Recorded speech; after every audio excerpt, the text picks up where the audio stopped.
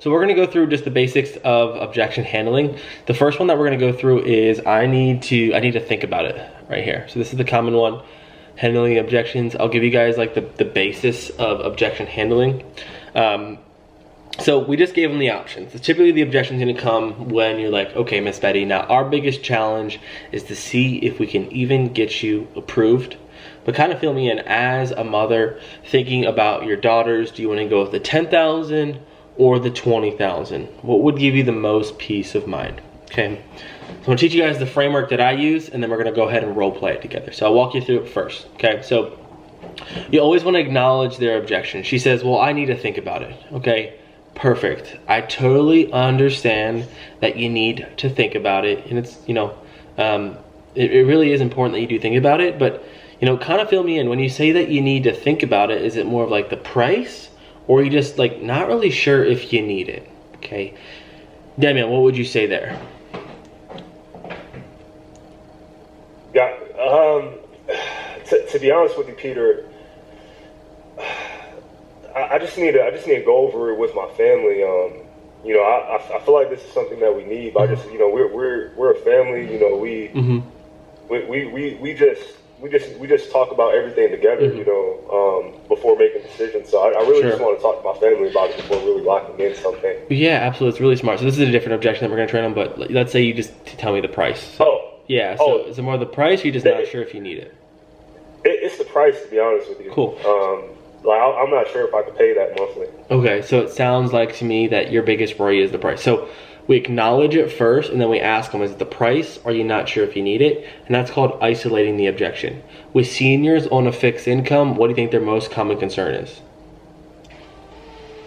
Price, or not sure if you need it? Price. Okay, it's price. So then we're gonna go ahead and narrow that down. So the reason that they're not moving forward is because they're worried about the price, okay?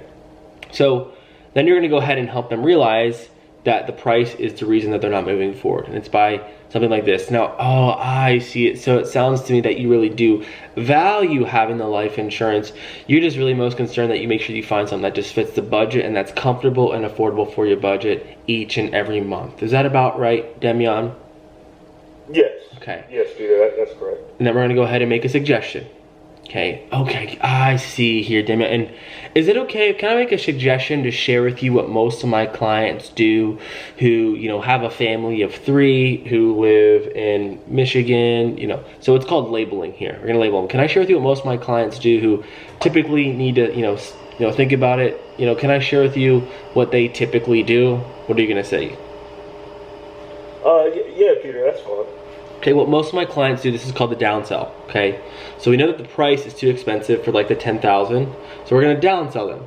Now what most of my clients do is that what we'll do is we'll typically start with that lower option. Instead of that 10,000, we'll start with the 9,000, so the 8,000, and that will be for $51 per month. Now, this will make sure that you have a little something in place to cover, you know, all your burial expenses, bring back the pain, so your daughter's not stuck, you know, paying for your funeral expenses, and ultimately that your daughter is taken care of, and that you can go to bed at night knowing that no matter what, Damian, your daughter will be taken care of.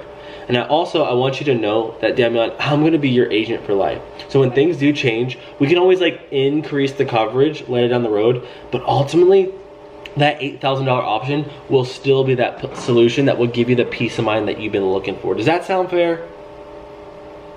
That actually sounds a lot better. Okay. So Peter, okay, so the $8,000 option, okay, that makes sense. That makes sense. Well, let me explain the process. So what we'll do then is we'll move into the application. Now, in this position, guys, if they're like, oh no, I still need to think about it, then just think about looping it back up to question number 1. Oh, okay, so does that sound fair? Hit me with a no. So does that sound fair, Damian? No, to be honest with you, I still need to think about it. Yeah, it is a big decision. I'm gonna agree. Okay, yeah, that's smart. I mean, just so I can be on the same page for you and just plan another time to speak with you about this, is it more like the price, or are you just not really sure if you need it? Help me understand. I'm a little confused.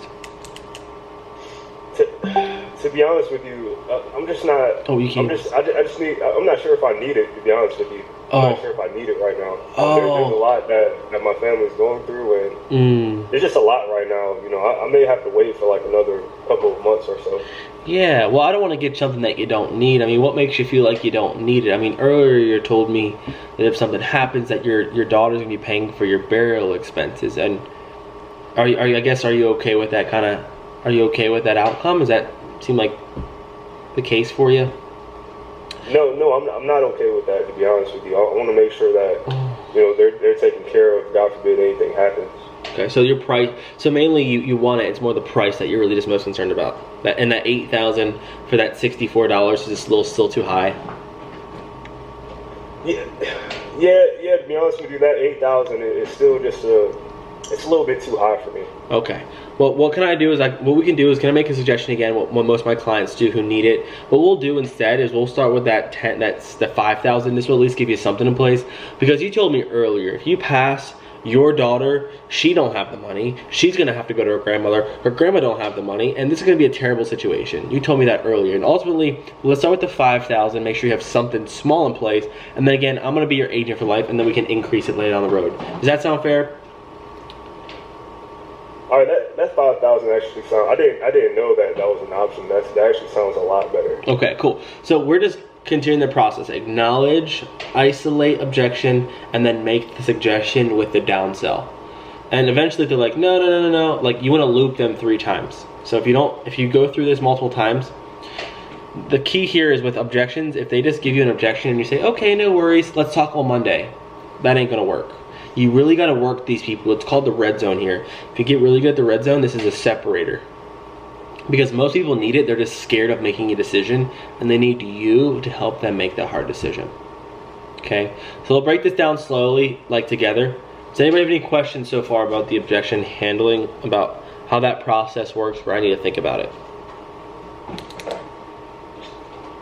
So Peter, I have a question. So on question number 4, when you're saying, can I make a suggestion to share with you what most of my clients do who are, for that label, would you kind of like bring back the pain in that situation, who are in a situation to where, you know, they want to take care, you know how we discover their pain in question number 2. Would this also be a good time to bring up the pain, and to kind of like compare it to other clients that also share the same pain as that client?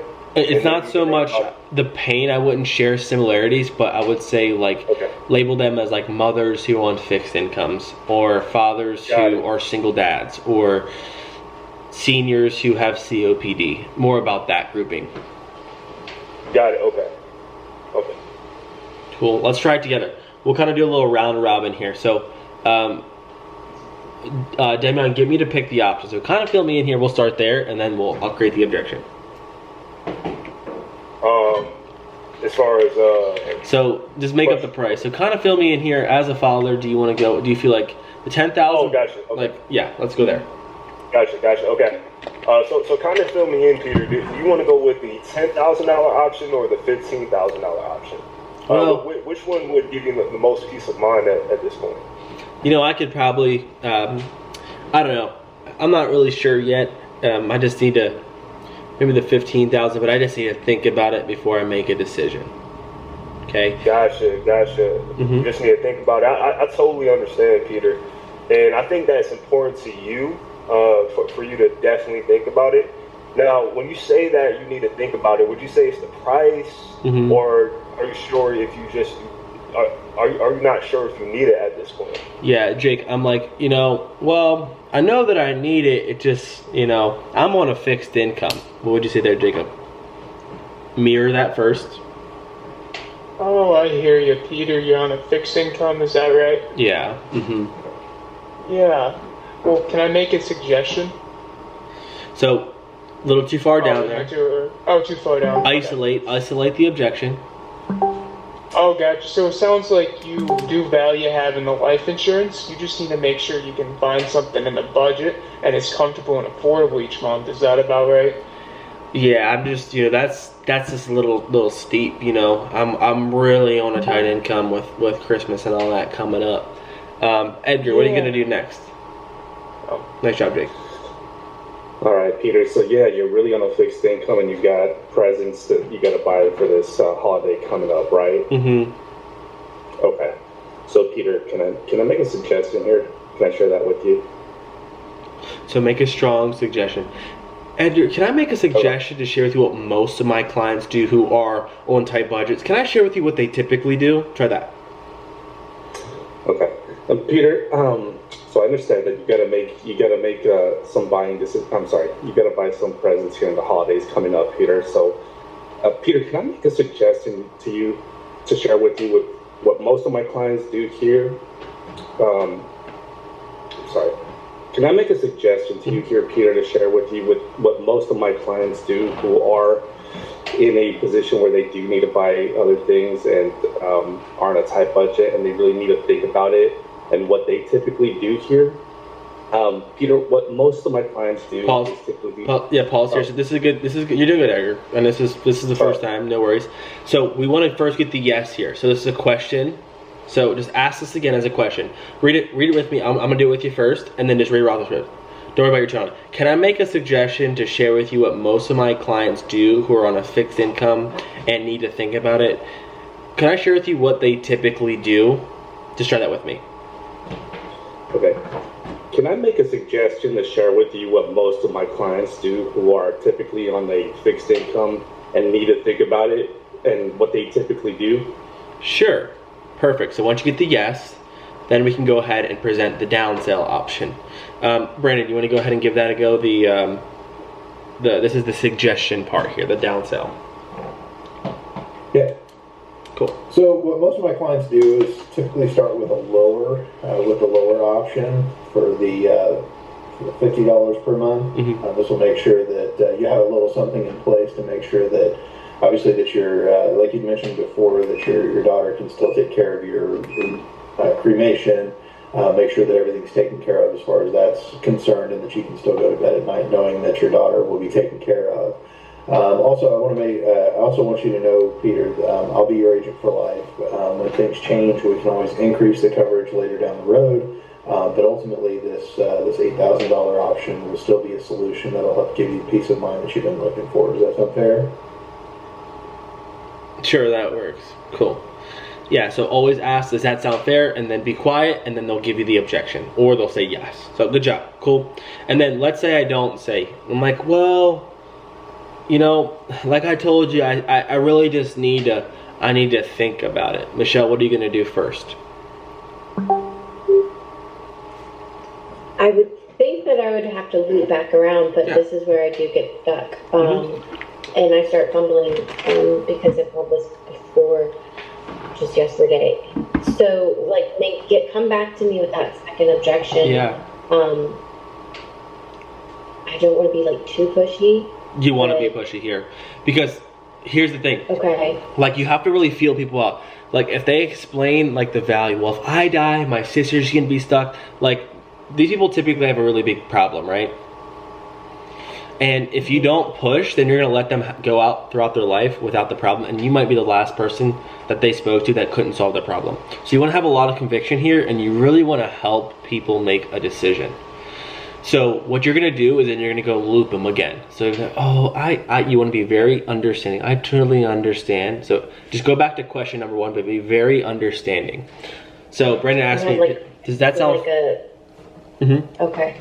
All right. So, Peter, I totally understand that, you know, you definitely need to think about it. And I think that it's important that you do think about it. Now, I mean, when you say that you just really want to think about it, does it just boil down just to like the price, or you're just really not sure if you need it? Yeah, I know I need it. I mean, I've been looking for it for a while. Just more that monthly budget.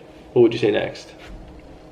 Okay. Well then, Peter, if it is just that monthly budget and you're just unsure, then what I'd like to do is really, you know, suggest that what we get to do is let's start with that lower option of the $5,000 for only $37 a month. And then that way we can make sure that you do have something in place, so that way your wife is not going to have to come fully out of pocket. And then if you ever really want, then we can always add more coverage later on, say 3 months, 6 months down the road. when that budget of $37 per month is comfortable for you. That way you can at least go to bed tonight knowing that it's taken care of, and that your wife wouldn't be really burdened with that full cremation amount. Also, does that sound fair? Yeah, and then you're always going to end with that suggestion there. Sure, that works. Cool. The only thing I would remove from that is what you said. Well, what I'd like to do is I'd like to go ahead and first start you with something that would be very salesy. Rather saying, what we can do for you, and like what we can do is like we can start with like the smaller option so that you make it around them, not us. It's their idea, not ours. Gotcha. But that's the process. Acknowledge it, isolate, then figure out what the objection is and make a suggestion, and then end with, does that sound fair?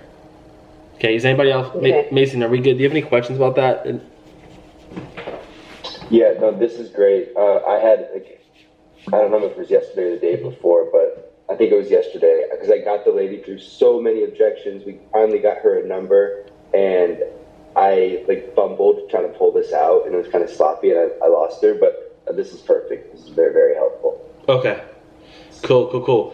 We'll start with we'll go back and forth. We'll toggle two. I'm going to teach you guys really quick how to do the spouse objection. Who's gotten that before? Cool. I have a question for you, Peter. Please. Quick question. So just to confirm, before I ask the question, so you said acknowledge, isolate, pretty much ask the question, pause, let them answer, and then resume. Is that kind of like the formula there?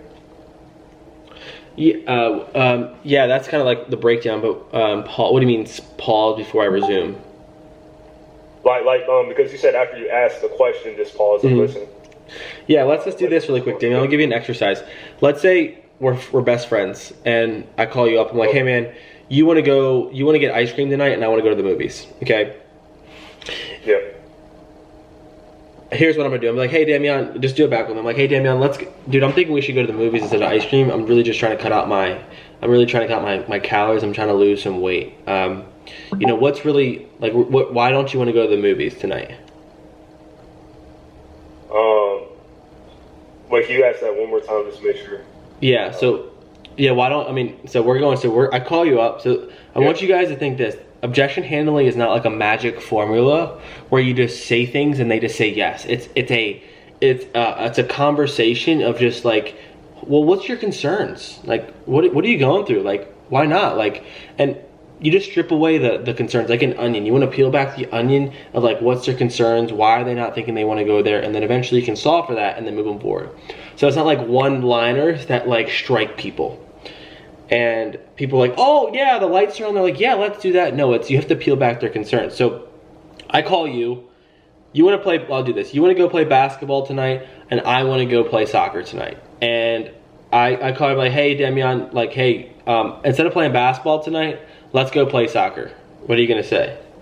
I don't want to play soccer. I want to play basketball. Okay, gotcha. Okay, so you don't want to play soccer. What, we just played the other day basketball. Remember me and you, we went to the basketball court. What, I guess why aren't you like wanting to play basketball tonight? Soccer tonight. I don't know. I suck at soccer. I'm terrible. Okay. I would embarrass myself. Gotcha. So it's not like you don't want to play with me. We're friends, right? You just mainly want to. You're just worried that if we do play soccer, that you're not going to do too well. Is that what I'm hearing? Yes. Exactly. Okay. Well, the good thing is, Damien, ultimately, this is how we can get better. So let's just play for 15 minutes, and then you can eventually get a little bit better. And then we'll play for a little bit, and if you feel like you're not making any progress, then we can just kind of just do some drills on the side. Does that sound fair? All right, that's fine. That sounds better. So I'm just understanding what your objection is. Now, if you told me that you didn't have cleats, then I know it's not like that you don't want to pay. It's not like if you told me, well, I don't have cleats. Well, it's not that you don't want to play soccer with me. It's that you don't have cleats. So we got to buy you cleats to play soccer. And it's the same thing in objection handling. It's like it's not that they don't want the policy. It's just they don't have the money to pay for it. So you have to solve for the price to help them make the decision. I'm speaking a different language. Does this help you guys understand objections? No, that's really helpful. That's really helpful. And Peter, what's kind of like, is that kind of like the mindset that, I guess what I wanted to ask you is, what's your mindset when having to, I guess, be be questioned when having to loop and go into looping? What is your mindset going into it? Because I know sometimes it feels uncomfortable. It is uncomfortable. But yeah.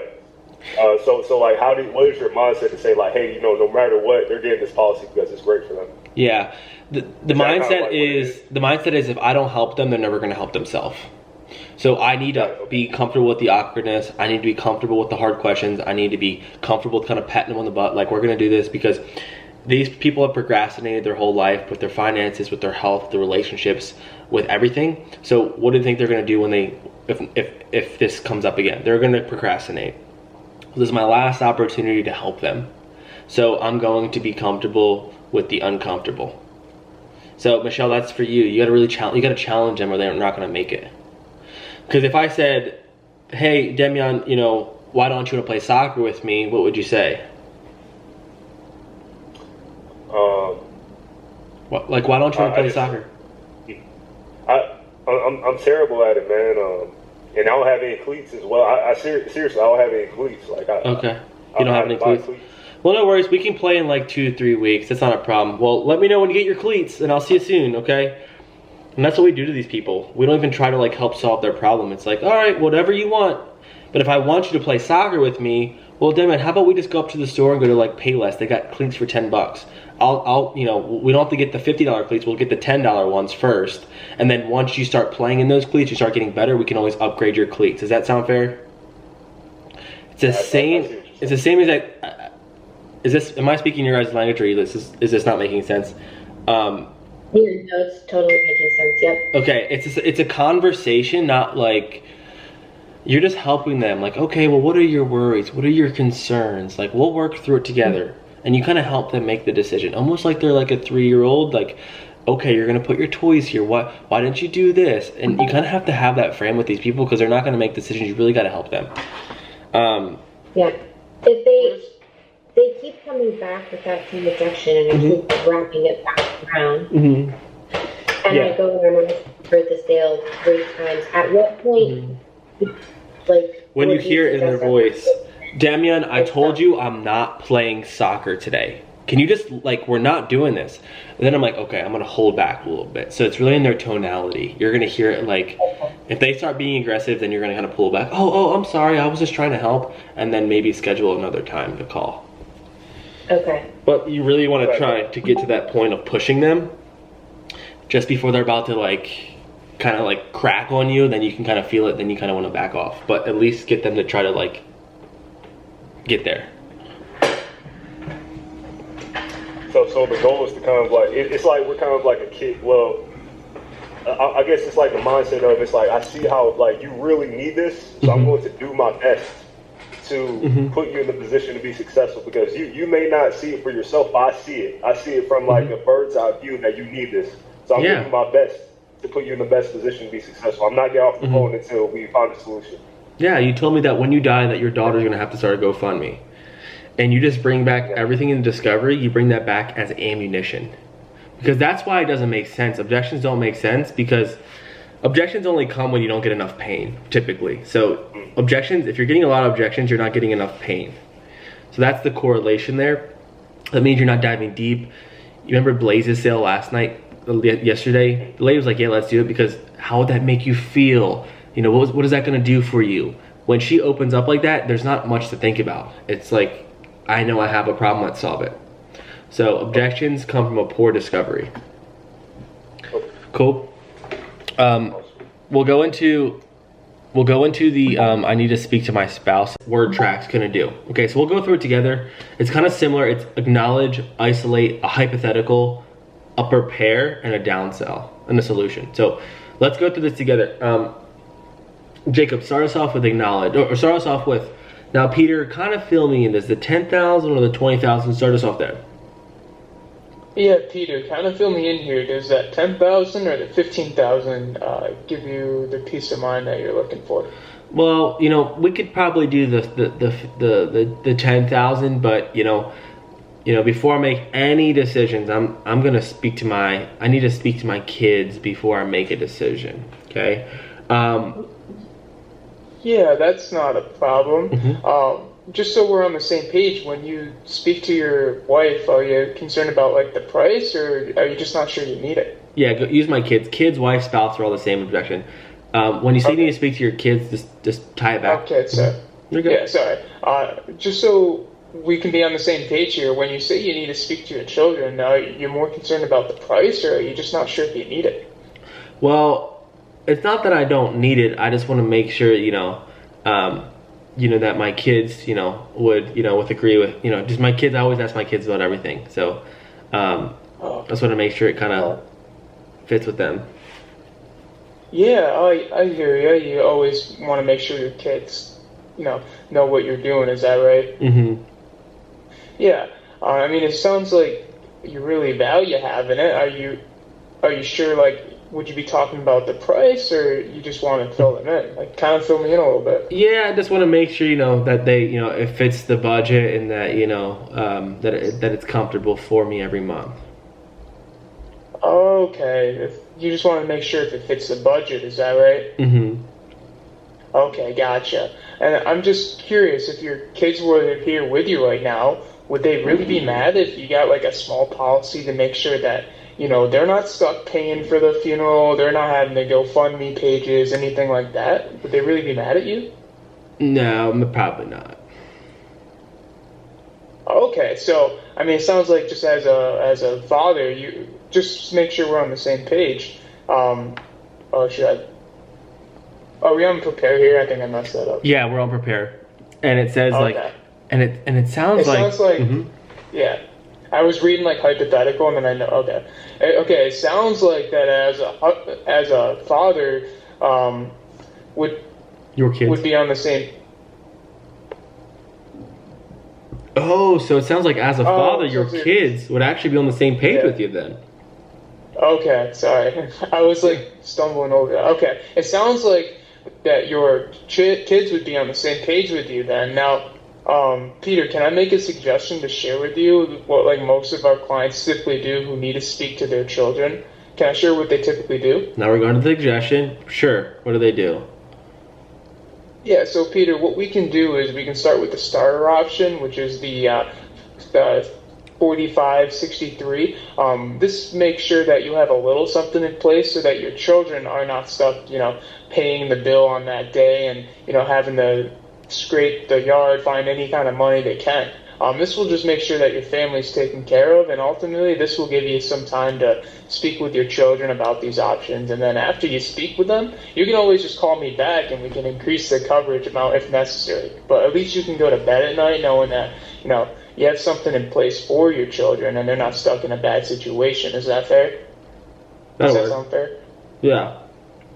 Cool. Okay. So we'll break this down here for us. Acknowledge, agree.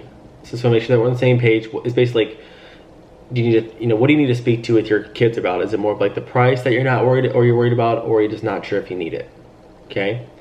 Then we isolate it. So it sounds like to me that you really value life insurance. You just want to make sure it fits into your budget every single month. Is that about right? Oh, I see, Mr. Jacob. I gotcha. Now gotcha. Then we're going to implement a hypothetical. Okay, gotcha. So, and just curious, and just want to make sure, hypothetically speaking, if you were, if your kids were like here with you right now, do you think they'd be really upset with you if you got like this small policy to make sure they're not paying for all your burial expenses? Do you think your kids would be like mad at you? Okay. What is that question? It's probably the most important question here. It's a dumb question, right? Why is it a dumb question? So obviously they wouldn't be mad at you. Yeah, it's obviously like, no, they wouldn't. But the minute that I get the no here, guys, the minute I get no, they wouldn't be mad at me. That removes that person's opinion from my decision, right? So I really have to stress this. So Jacob, would they be really, really upset or mad at you if you got something like this in place? No. Oh, so you're telling me even if your kids were here right now, let's say they were hypothetically here, they wouldn't be upset at you for moving forward with, I'm hearing you. So it sounds like they'd be on the same page. Do you guys catch that? Now I don't need your kid's opinion anymore. Now, can I make a suggestion to share with you, and then we go ahead and start preparing the downsell? Does everyone see that? How it's like you're going to remove that spouse or the child or the other decision maker by saying that hypothetical? Okay, so let's go through it. We'll just break this down. So I'm like, I need to speak to my wife. Mason, what are you going to go with first? We'll just break off each number together. Yeah, I totally understand, Peter. You need to speak with your wife. Just so we're on the same page, when you say you need to speak to your wife, are you most concerned about the price, or are you just not sure if you need it? Well, I'm just more worried. I just want to make sure, that it all makes sense for the budget. Okay, you just want to make sure that it all makes sense for the budget. Mm-hmm. I see. It sounds like you really value having the life insurance. You just need to make sure that it fits the budget and that it's comfortable each month. Is that about right? Yeah, just want to make sure that they're on the same page and it fits the budget exactly. I see. Gotcha. And I'm just excuse me. And I'm just curious, hypothetically, if your wife was here with you right now, do you think she'd be really, really mad at you if you got a small policy to make sure that you weren't stuck? Sorry, one second here. Do you think she would be really, really mad at you if you got a small policy to make sure that she wasn't stuck with handling any of those final burial expenses? Do you feel like your wife would really be mad at you? It's comical, that question. No, I don't think so. I mean, I don't want her to have to go through all that. Okay, so it sounds like your wife would be on the same page with you. Now, Peter, can I make a suggestion to share with you what most of our clients what most of our clients do who typically need to speak with their wife? Can I share what they typically do with you? Good job. You're doing great, Mason. I want to pause here, the hypothetical. You want to make this, came to my mind, the hypothetical, you want to make it sound as silly as possible. Do you think, Mason, that your wife would be like upset at you, like for getting a small policy so that she's not having to ask her sister for money, that she's not having to start a GoFundMe? Do you feel like she would be like really upset at you, like if you had this, so that she's not like knocking on doors? Do you think she'd be upset at you? So do you see how it's just like a dumb question? Yeah. You really want to like curious. Yeah, and your tonality is important because you don't want to offend them. But like, do you think she'd be like really upset? I'm like, if you got like this, where she's not like knocking on doors, or she's not like saving, she can't afford it. You think she'd be like, you want to that comical, like you just want to layer that value, and so like that you get that clear now. Yeah. Okay. Get me there. Start from the top there. Gotcha. And just curious, hypothetically, if your wife was here, Peter, with you right now, do you think she'd be like really, really mad at you if you got a small policy to make sure that she wasn't stuck, asking her sister for money and making a GoFundMe? Do you feel like she would really be mad at you? Oh, absolutely. Probably not. No. Okay, so it does sound like your wife would be on the same page with you. Now, Peter, can I make a suggestion to share with you what most of our clients do who need to typically pause there. Their wives? Can I share? Yeah, pause there. And your tonality here, you need to have like a change of tonality. Oh, I got you. So it sounds like your wife would be on the same page. That makes sense. Like, okay, like here my tonality is like, oh, I got you. You don't need your wife here anyways, because she's gonna be on the same page. So my tonality allows me to give him permission to make the decision without his wife. Okay. Oh, I got you. Oh, 1 second. Let me go back. So, will you should be that line back? No. Oh no, she won't be upset. Oh, okay, I got you. So it does sound like she would be on the same page with you. Now, Peter, can I make a suggestion to you what most of our clients do who typically need to speak with their wives? What they kind of typically do here? Sure. What do they do? So, Peter, what we do is we can start with the starter option, which is going to be for that $15,000 in coverage. This is going to make sure that some things is make that your wife not stuck, knocking on doors, asking her sister for money, or starting to GoFundMe. And this will make sure that your family is taken care of. Ultimately, this will give you some time to speak with your wife about these other options, and you can speak with your wife. And after you speak with your wife, you can always call me back. We can increase the coverage amount if necessary, but at least you can go to bed tonight knowing that you have something in place to ensure your wife is not stuck in a bad position. Does that sound fair? Yeah. So the suggestion, guys, is because you kind of give them what they ask for. What we can do is we can start with something small, Mason. Start with a smaller option, and then you can actually speak to your wife. And after you speak to her, if she's like, hey, honey, you need to get more life insurance, we can always call me back. We can increase it. But at least this gives you time to think about it. Does that sound fair? So it makes it easy for them to say yes. That's the concept of the suggestion.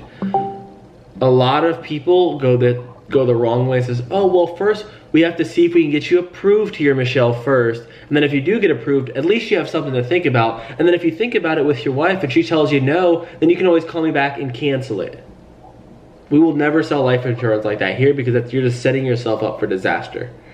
Let's start with something small. You can speak to your wife. If she wants to increase it, you can call me back and we can increase it later down the road. Does that sound fair?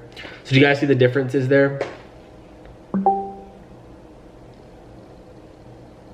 Cool. Who wants to give this a go?